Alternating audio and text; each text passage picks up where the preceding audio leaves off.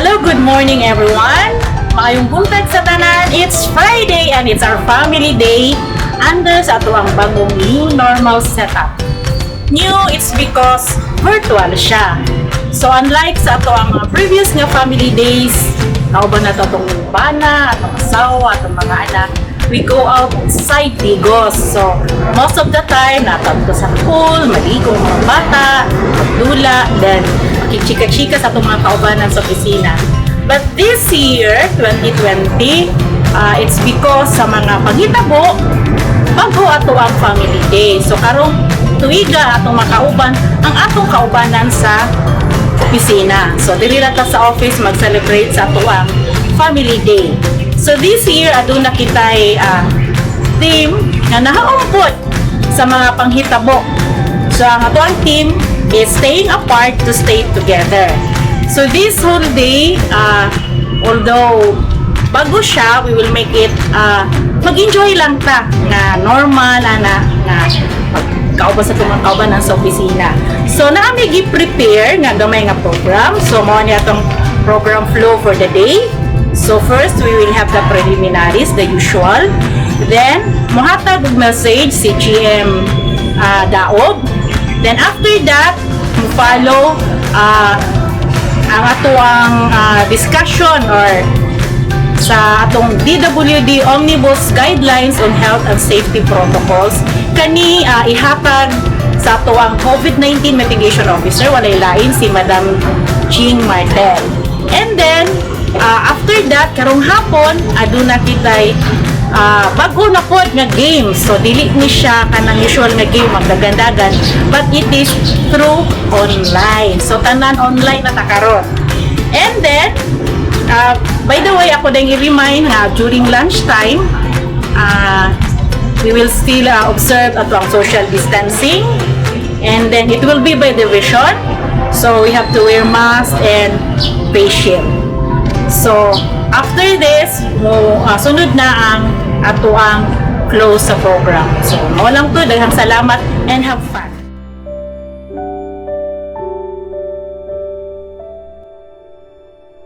Heavenly Father, you are the God of peace and love. And we pray that your perfect peace would fill our hearts and our home, and that your gracious love would surround our family, so that we may be united together in love, and one with you.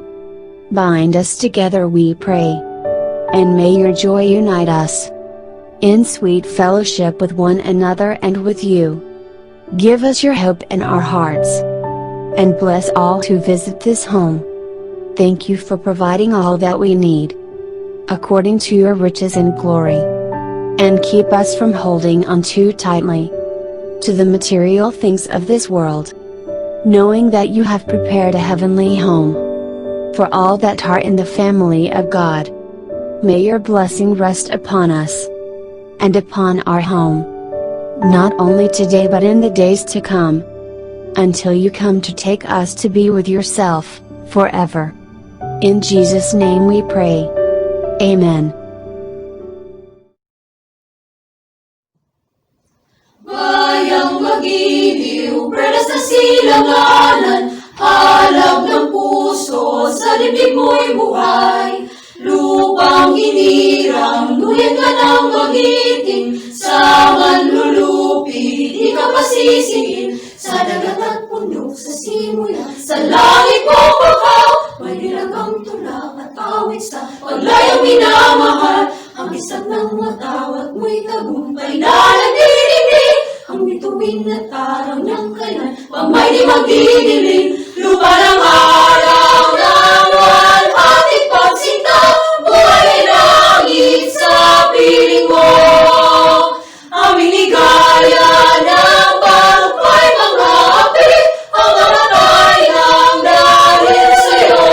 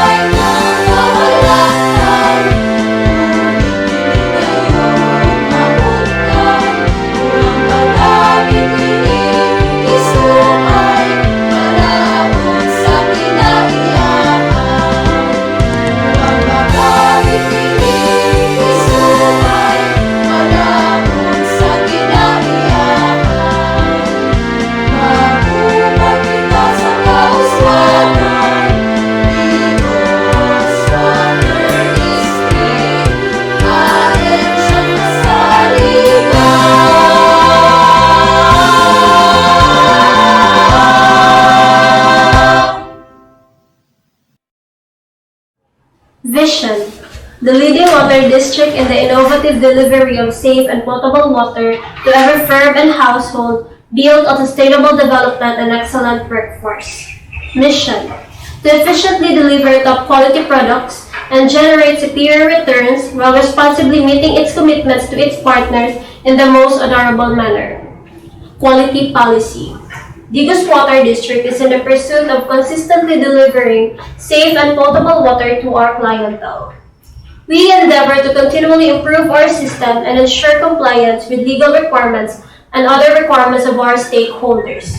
We aim for customer satisfaction by ensuring service excellence, competent employees, top condition equipment, and supportive top management. May buntag sa tanan, no? November 6, 2020, celebrations opisina as our family day, no? Nindot kay ning team sa to ang family day.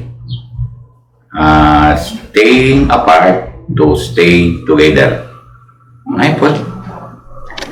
Ato ning himay-himayon, no? Staying apart, staying apart. Pasabot ani kaning ang mga empleyado daghan gyud nga wala kuan ba tungod sa mga protocol karon ipanghimo sa aning COVID-19.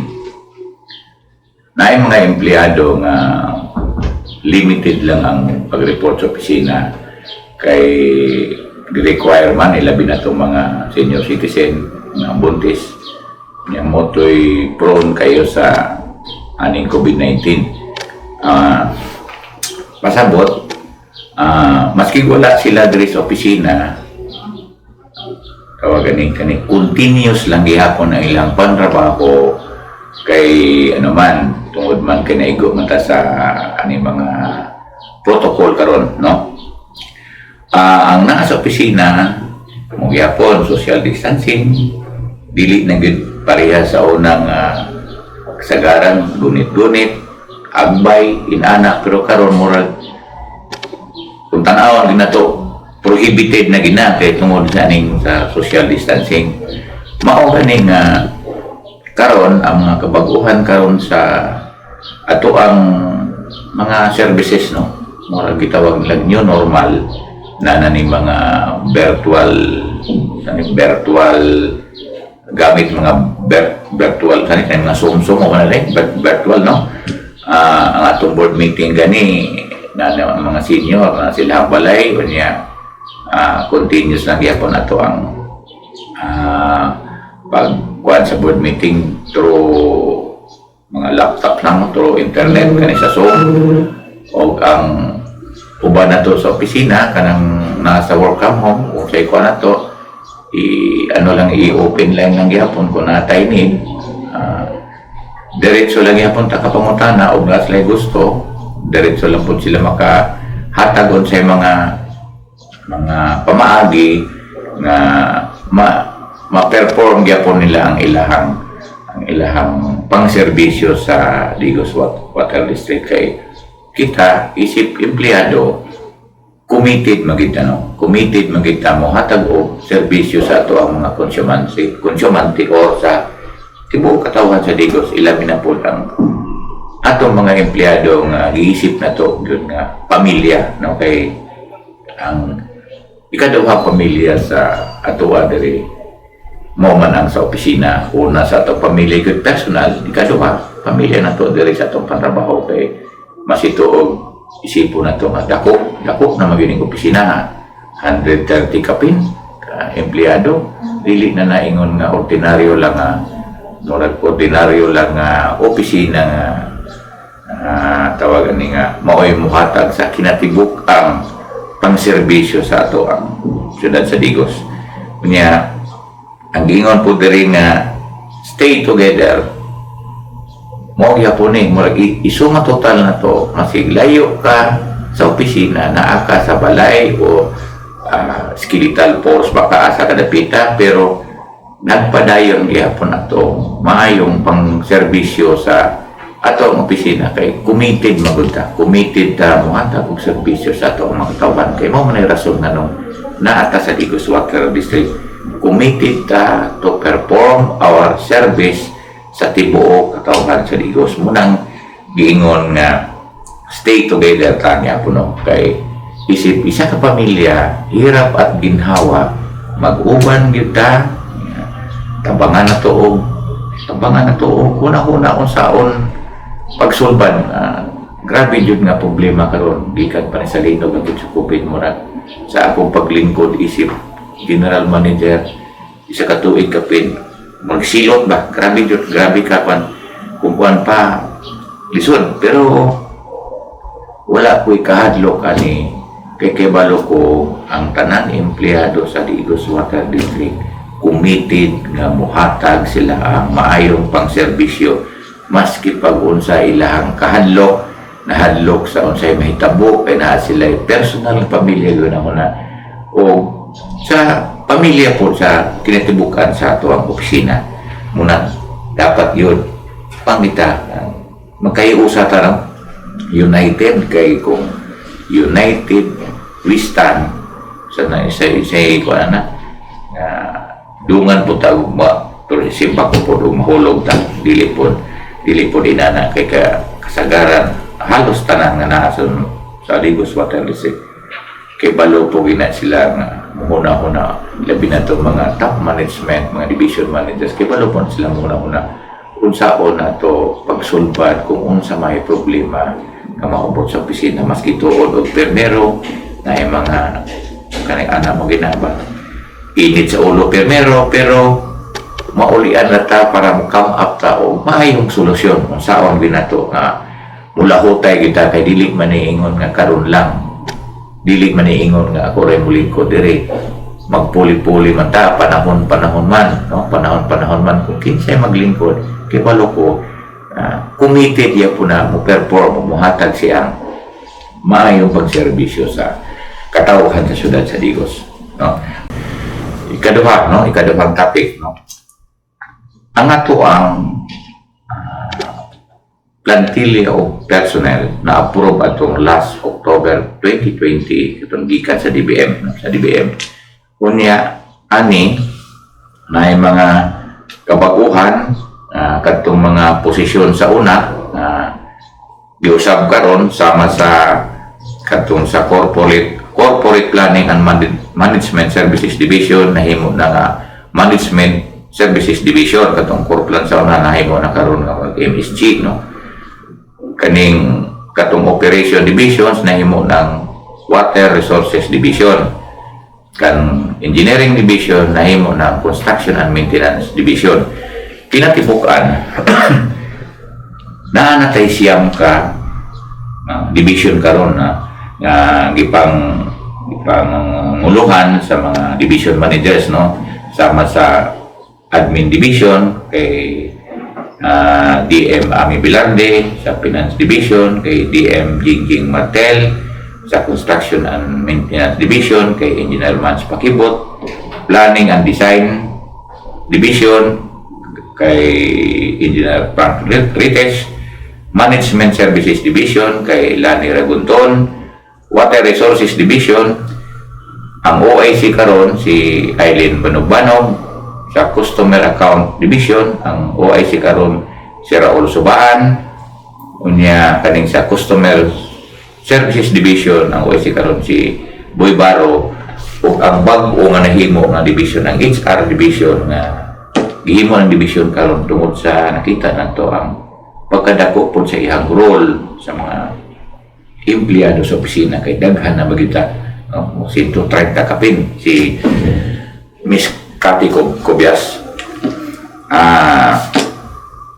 makita na to diri karon no unsay mga sa ako lang paglingkod isip general manager makita na to unsa gid akong focus no? Ang focus ginako mo gini ko nakita sa una kaning iplastar gyud ang mga empleyado no mo bitaw ni nahitabo ni nga daghang division nga na-create karon para naay movement kay ang atong ipang request ko to pinaagi sa ad hoc committee naa naman to no, ikuha na ko karon nga for implementation sugda na ginato kay kano ni na-approve sa 2020 sugda na to ni sa 20, 21, 22 kadtong 34 ka kaswal paningkamutan ginako nga mahimo nga regular una ko mo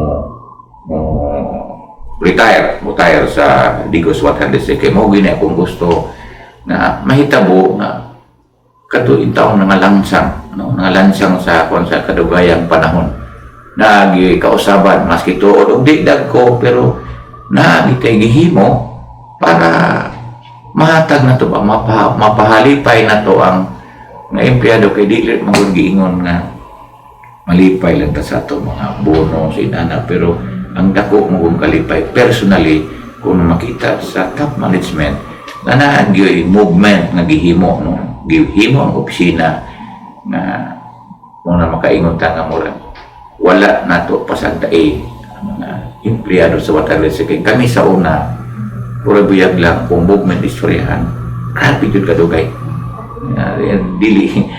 ako ba personally wala na ko mag-isip o noong sa movement basta ingnon lang ko o nahimo ka na kuwang karon okay ra na sa kuha pero nakita mo ko na karon na nakanako may lamang sa una kay gamay ra karon daghan na kayo na nangalansang pero may na nasugda na ginato no nasugda na nato nga mga empleyado na agyoy pagsaka sila mga posisyon kaysa maabot pa nga puhon maski lain na po ng pulis sa kuha kay temporary ra mga katanan na anay yapoy malantawan no nanay malantawan nga magsige ginaog pasaka pero inubanan sa paningkamot sa mga empleyado na musaka po ang ato ang number of connections kay dependent man tande ana dili man ta ingon na pwede lang makasaka kay gusto to isaka pero daghan manggong mga area sa atong pagkatanaw na di po bankrupt ang opisina kung magsigitag sinaka unsa na po to igasto sa operations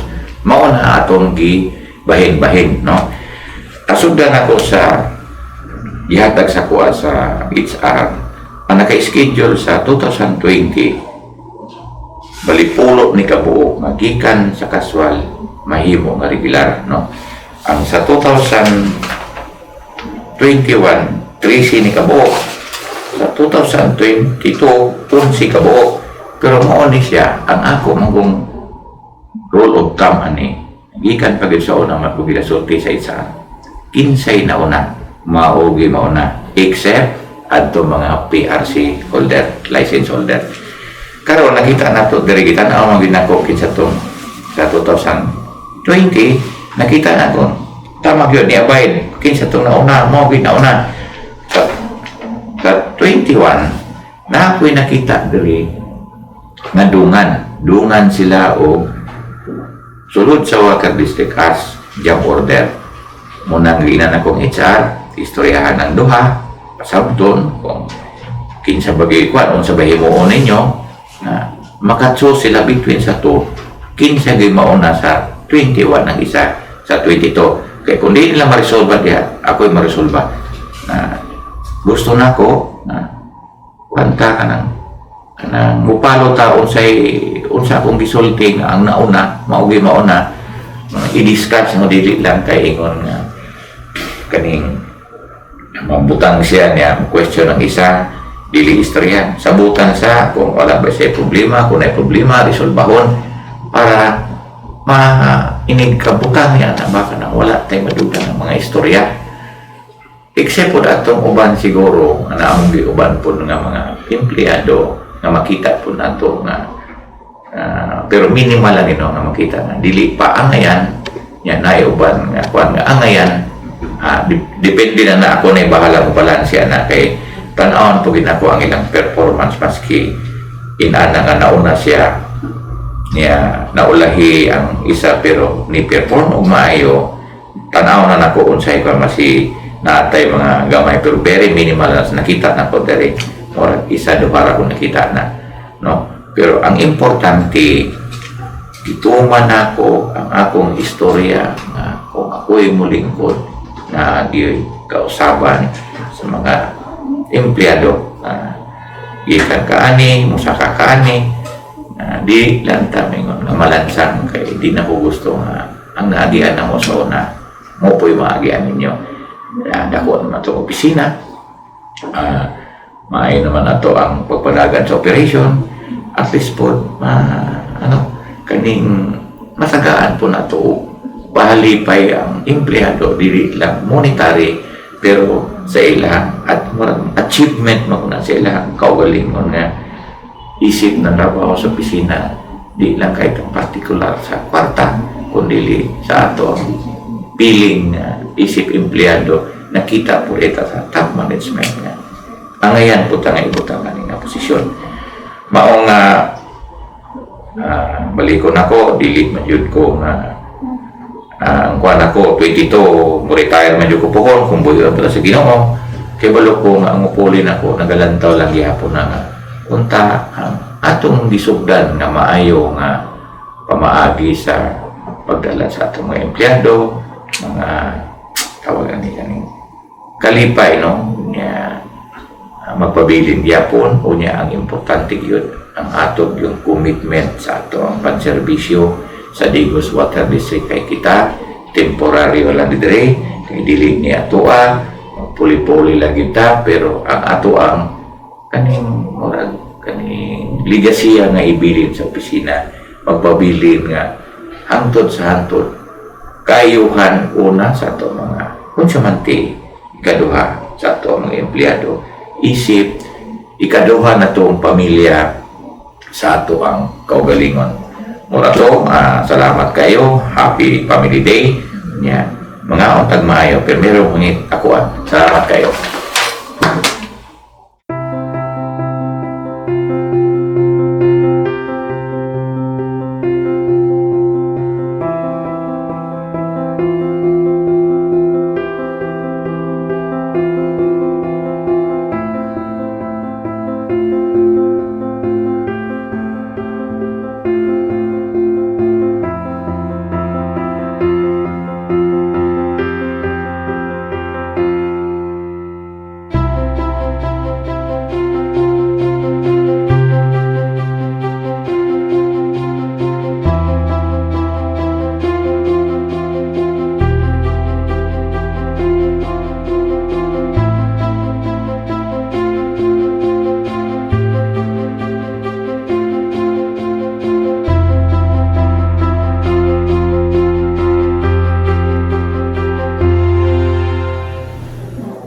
Okay, good morning everybody.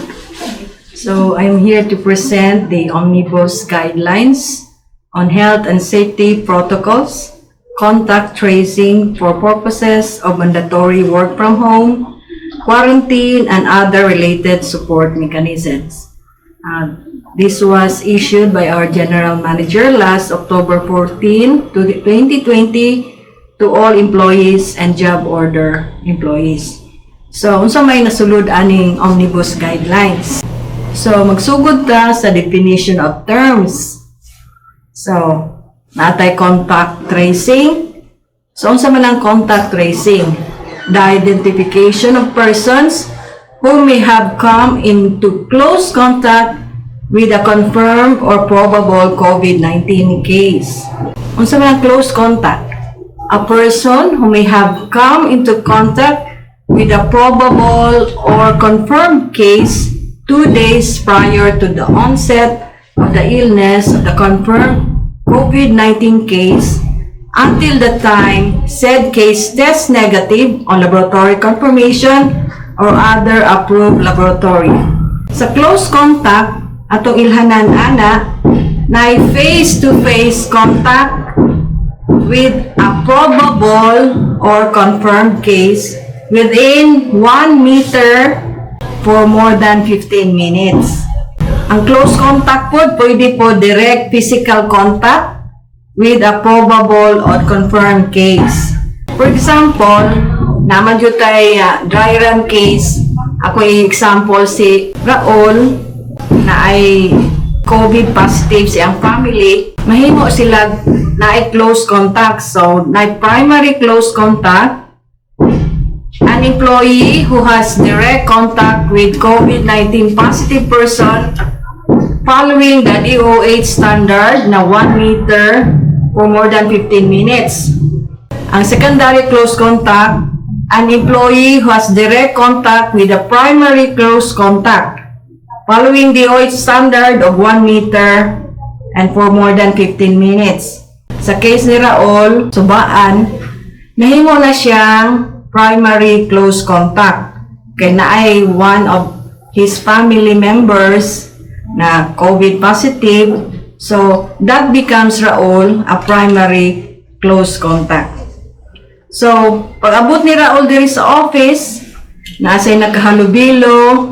So, sa mag-close contact, face-to-face, within 1 meter radius for more than 15 minutes. So, na ay mga ka-close contact ni Raul, ka-istorya, katrabaho. So, nahimo to silang secondary close contact. Okay, mauna na ang ato ang basihanan. So, nata example, concrete example. So, maintag na sabta na unsay primary close contact o secondary close contact. So, dirita sa probable COVID-19 employee.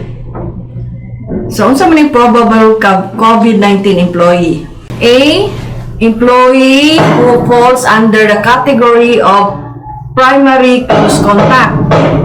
So, wala pa siya na swab, pero naa siya close contact with a positive COVID patient. So, nahimo siyang probable COVID-19 person. So, ang B, employee who falls under category of secondary close contact. So, nahimo na po sila probable. For example, sa kang Raul, primary close contact siya. Katong nakahalubilo ni Raul, nahimo siya secondary close contact, which becomes the probable COVID-19 employee. Katong nakahalubilo ni Raul. C, mga probable COVID-19 person, employee living in the same household or compound with an individual who has been tested positive or who is awaiting for the result of the swab test. And D, employee who is awaiting the result of his/her swab test. And also E, employee who has been required by travel authority or any other competent authority to undergo swab test and is awaiting result. So, wala pa may ni travel. Okay, so napo tayo suspect COVID-19 employee. Ang masuspect ni employee with influenza-like illness. Symptoms include fever of at least 38 degrees Celsius and cough or sore throat. So, kinsa tong naay gikalintura diha, taas ang fever, at least 38 degrees, naiubo, nai sore throat, nahimo na mong suspect. So, napa employee with sudden, not underlying respiratory infection and severe symptoms such as shortness of breath, difficulty of breathing, or severe pneumonia with unknown cause and requires hospitalization. Katong naglisod na ginhawa, nahimo na mo suspect. So, employees with sudden fever or cough or shortness of breath or other respiratory signs or symptoms and under any of the following. So, age 60 and up with a comorbidity. Sa man ang comorbidity, kanang tagdubli-dubli mong sakit, high blood na ka, diabetes pa. So, mo na yung comorbidity. Managwa yun yung mag-iusa lang ba, duha, tulo ang imong sakit. And assess having high risk pregnancy, katong mga buntis. So, nanatpunta diri sa triads officer. So, unsa man ang triads officer, sige na tagkadungog, masulod ta og hospital, masulod ta mga offices na adyoy gi-require na triads officer. So, mo ni sila ang employee who is primarily responsible for the determination and assignment of degree of close contact which corresponds to primary and secondary close contact. Diri sa atong office, naaputay triads officer. Officers gani kay naatay primary triads officer, the person of Mary Catherine L. Cobias, an alternate triads officer, Daisy May C. Sanchez, and Golda May A. Cobar. So, naputay diri sa atong omnibus guidelines, instructions before entering the premises. So, sa atong opisina, before entering, natay gi-require. So, unsa man na sila? So, we should wear appropriate face mask and face shield and remove the same only when eating or drinking. Wearing face mask and face shield is mandatory. Any employee not wearing face mask and face shield shall be refused entry in the premises, building, and in all facilities. Third instruction, disinfect hands with soap and water at designated wash area. Any employee who refused to disinfect hands shall be refused entry in the premises, building, and in all facilities. Submit to temperature check any employee whose temperature exceeds 37.5 degrees Celsius even after 15-minute rest shall be refused entry. So, ato ning i-implement. So, dili lang yan, naadyo ni sa atong omnibus guidelines. We have also hygiene etiquette inside the office premises. Okay, upon entry at the DWD premises, each employee shall submit to temperature check before proceeding to his/her workstation. So nakita na to dia sa gawas no sa guard na anay thermometer na di pwede na mo mohikap. So dolan yung ulo. So diha ta mo agi aron may bawan ang atong temperature. In this case, the employee shall immediately inform through text or call his or her supervisor or immediate superior about his/her status. Observe proper respiratory etiquette. Use tissue or handkerchief when coughing and sneezing, and dispose the used tissue in the trash bin. Disinfect hands regularly with soap and water, alcohol or alcohol-based sanitizer, especially when coughing or sneezing. Okay, practice inside the office premises. So, number 1, practice physical distancing at a minimum of 1 meter radius space, side, back, and front. So, naakay gipalibutan kag 1 meter, dapat nag-social distancing ka sa imong mga kaubanan. Second, eat lunch or snacks in individual work area. If in the common table, observe 1 meter physical distancing. So, kanang magkaon na kauban-kauban, kaya na nato na. Kung pwede, magkaon lang ta sa atong lamesa. Third, dispose all waste properly.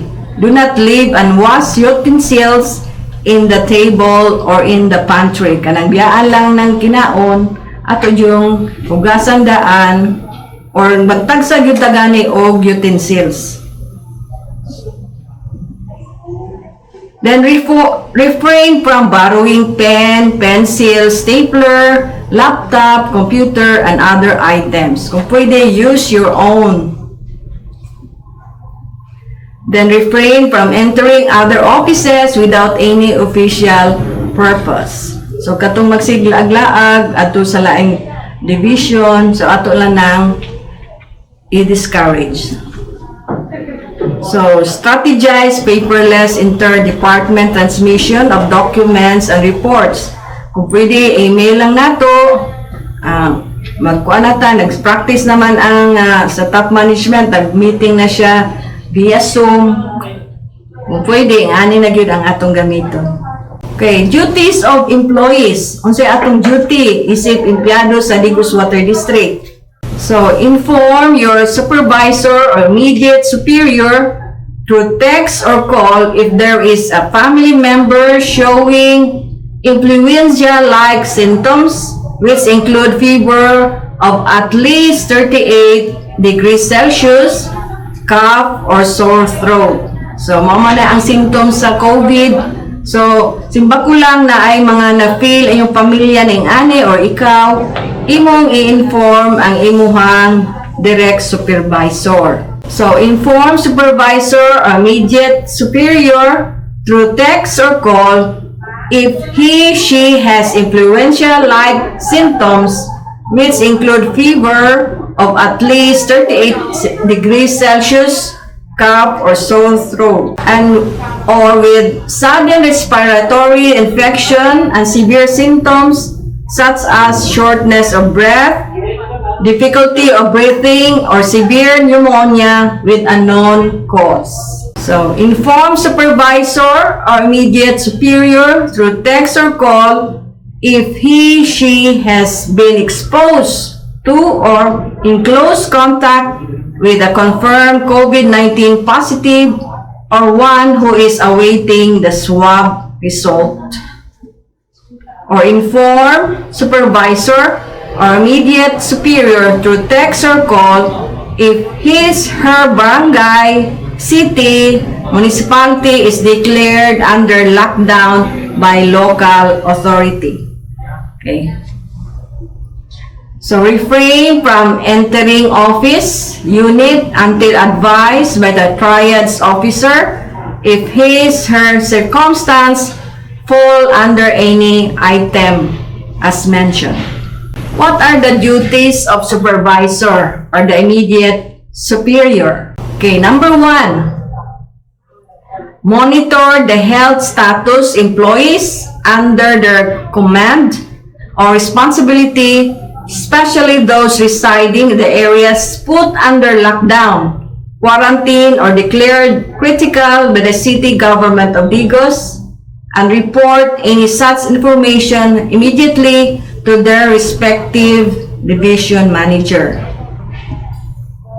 Second, refer all health concerns of employees to the Senior Industrial Relations Development Officer A, Daisy Macy Sanchez. You can contact her through her phone number. So, please take note the phone number of Daisy, 0943-217-7845. Again, 0943-217-7845. So, next, in the guidelines, how to handle a probable COVID-19 employee. Number 1, he/she must inform his/her supervisor or immediate superior about his/her health condition through text or any other electronic means. Iyan yung pibawon ay iyahang supervisor. Di lang sa moderitso quarantine. Niya sarap po yung nakabalo. The latter then will inform the Senior IRDO-A, Ms. Sanchez, about the health status of the said employee. So, the Senior IRDO-A will conduct verification of the employee's health condition and assessment on the same day using the Employee Health Declaration and Information Checklist. The interview shall be conducted through telephone, cell phone, or other mode of communication, except face-to-face to avoid physical contact. So, wala po face-to-face sa pag-monitor ni Daisy.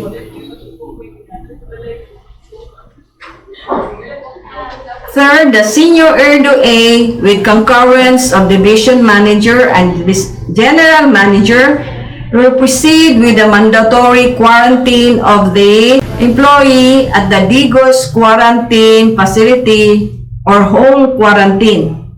The following shall apply.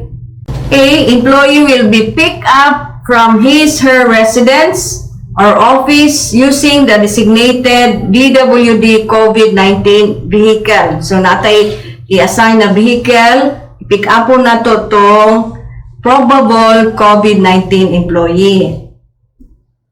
So, employee shall be endorsed to the Digo City Quarantine Facility for the mandatory quarantine for a maximum period of 14 days or a shorter period corresponding to the date of release of the mandatory swab test result, which should be negative. So, the duration of the mandatory quarantine shall not be deducted from the leave credits consistent with CSC rules and regulations. Job order employees shall be considered as work from home. Employee classified as primary close contact shall be allowed to report back to office after quarantine in either of two ways. So, the first, the COVID-19 person whom she has come in contact with is cleared by subsequent swab tests. Or her own swab test is negative.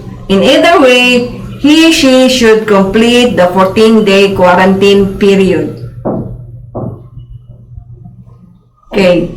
An employee classified as primary close contact shall be allowed to report back to office after quarantine in either two ways. The primary close contact is tested negative by swab test or her own swab test is negative. So in either way, she should report to the office the next working day. So the negative result of the swab test shall be considered as a discharge slip as validated by the senior IRDO A and shall be considered to report back to work. So employee will abscond or escape from the quarantine facility shall be considered as absent from work. So ayun yung abscond. So, job order employees shall not be paid during the period of abscondment or escape, without prejudice to the filing of appropriate administrative charges. Employee may be given work assignments. The input and output shall be transmitted through email or electronic means. Handling of employee getting into close contact with confirmed COVID-19 positive person or person awaiting the swab test. So, number one, the triage officer will do the triaging aimed at determining the level of risk of all affected employees. They will then be classified into primary close contact and secondary close contact. So the triage officer will assess and determine the following: A. Type of contact, date and time of last contact, exposure, frequency and duration, and factors affecting vulnerability. So employee classified as a primary close contact or secondary close contact shall be treated as probable COVID-19 employee and shall be processed accordingly as such. So, katong mga primary close contact or secondary close contact, so, modo sila ay probable mong mag-quarantine sila, so, mabalik lang sila kung ang ilang nagka-contact negative or sila mismo ang negative. Employee classified as third-gen close contact and fourth-gen close contact shall be processed as follows. She shall report physically to work the next working day. She shall be monitored by the senior IRDO A on the day-to-day basis. So, dili lang secondary na apatay third, katong nagka-contact sa secondary, ang fourth, atong nagka-contact sa third. So, pero mag-report sila sa work. So, that fourth, the triaging result should be finished before the next working day and be communicated to all affected employees. So, ang katong na triads officer, mag-inform po sila na kinsay primary, kinsay secondary, inform po nila ang concerned employees. Okay, handling of employee who is refused entry for failing the temperature check. Okay, number 1, kay requirement yun ta na mag-temperature check before entering. So, katong mga empleyado na dili mo submit into the temperature check, so, gi-require na to ang guard na dili na yun sila kasulod. Kaya unsa man pagkabalo sa ilang temperature. So, number 1, she must inform her supervisor or immediate superior about her health condition through text or any other electronic means. Kaya wala naman siya kasulod. Di mo na hibawin na naaday siya, yung siya kasulod mo. Text na lang siya. The latter then will inform the senior RDOA about the health status of the said employee. The senior RDOA, Daisy May Sanchez, will conduct verification of the employee's health condition and assessment on the same day using the employee health declaration and information checklist. The interview shall be conducted through telephone, cell phone, or other mode of communication except face-to-face to avoid physical contact. Her physical absence from the office or station for that day shall be treated as sick leave or absent, whichever is applicable. She shall report the next working day. If refused entry again, her physical absence shall be treated as sick leave or absent, whichever is applicable. The senior RDOA will then reassess the health status of the employee and make recommendation on the basis thereof.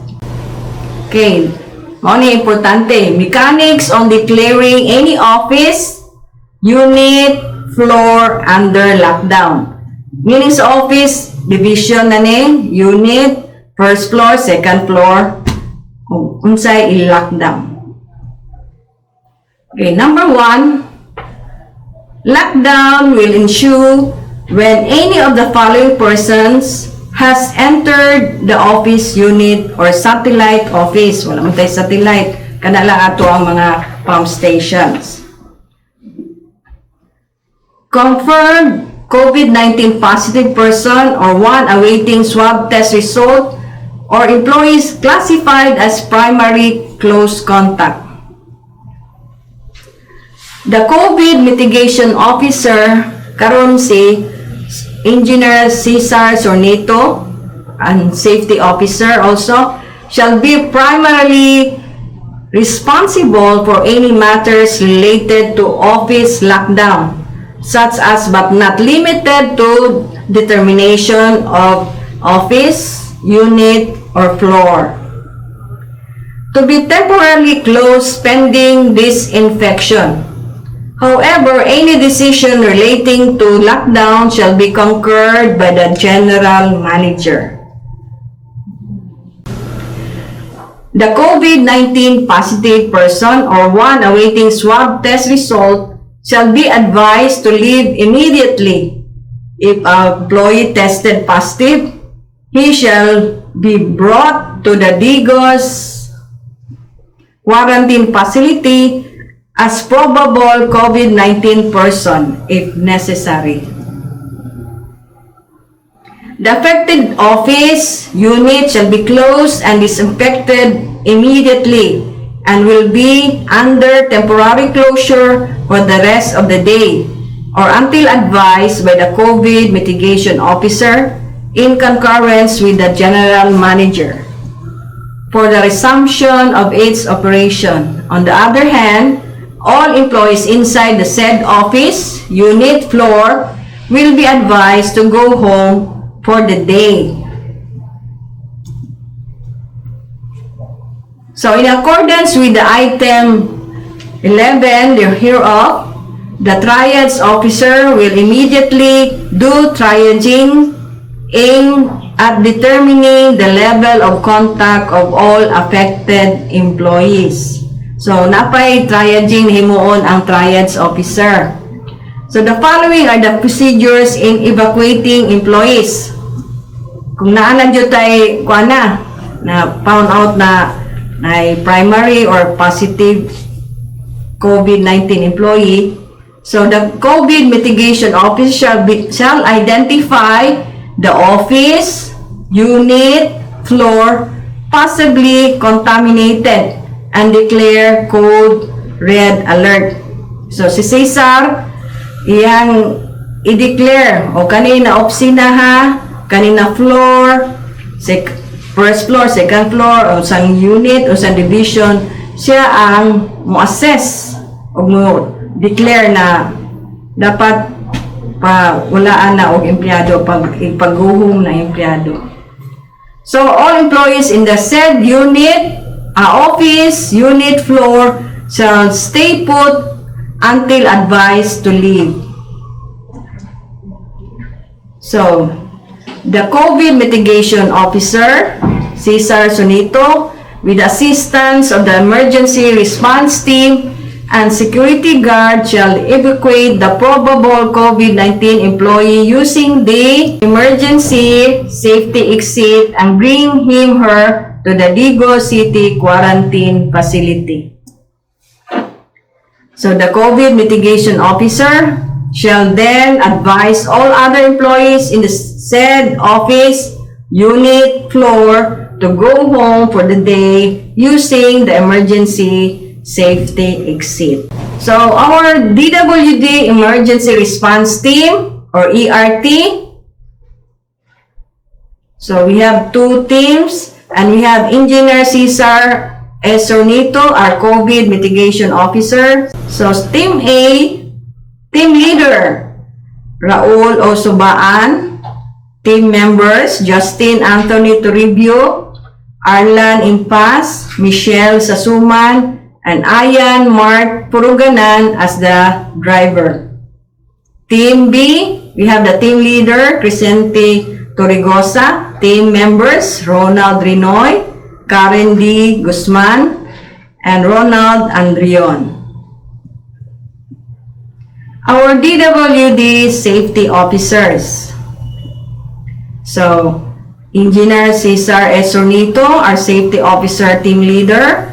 With the members, Madam Amelia U. Velarde, Mary Catherine L. Cobias, Engineer Franklin S. Retes, Crescente Torrigosa, Golda May Cubar, Iris Nadella, Engineer Michael Calapan, Justin Anthony Toribio, Ronnie Lim Jr., and Christian Bryan Jr. and Karen De Guzman.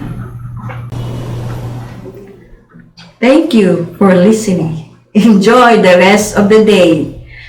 Happy Family Day.